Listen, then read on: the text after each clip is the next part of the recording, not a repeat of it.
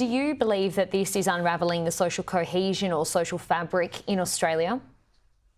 It looks like there are people who want to try and achieve that. The answer, though, is only if we let them. So far, Australia has weathered this storm. The fact we've seen synagogues firebombed and the homes of Jewish community leaders attacked is really disturbing.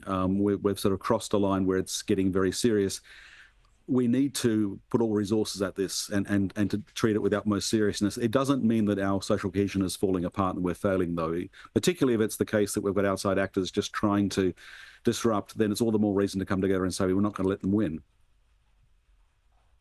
I mean, police have been doing an incredible job trying to play catch up here and have made arrests and laid charges as well. But do you believe the Prime Minister has let anti-Semitism fester? I don't think the Prime Minister wants to see anti-Semitism get any worse at all. It's when you say let, I think we've been caught by surprise by how serious this has escalated. As I said, crossing that line with an arson attack on a synagogue and now with a childcare centre next to a Jewish centre, that's really disturbing. But should action have been taken when this initially first reared its head after the October 7 attack? Should the Prime Minister have taken stronger action to ensure that this wasn't allowed to continue to happen?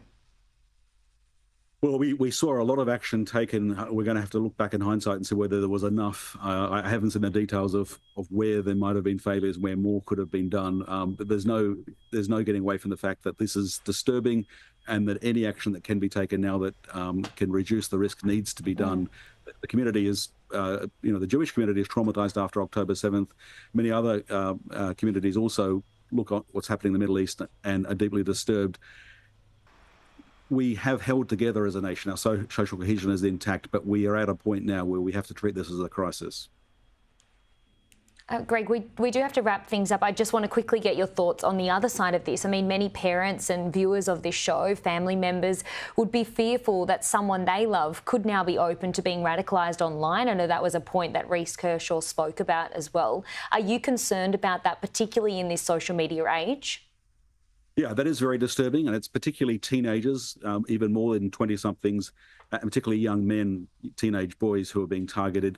The key is for parents to keep open channels of communication, to pay attention to the relationships that their kids and their friends are having online and be talking with them about that. That includes people they may be chatting to on a gaming forum or something else that is otherwise innocuous.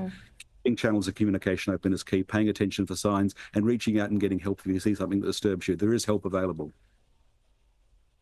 Okay, Greg, we'll leave things there. Thanks for your time today. A pleasure. Thanks very much.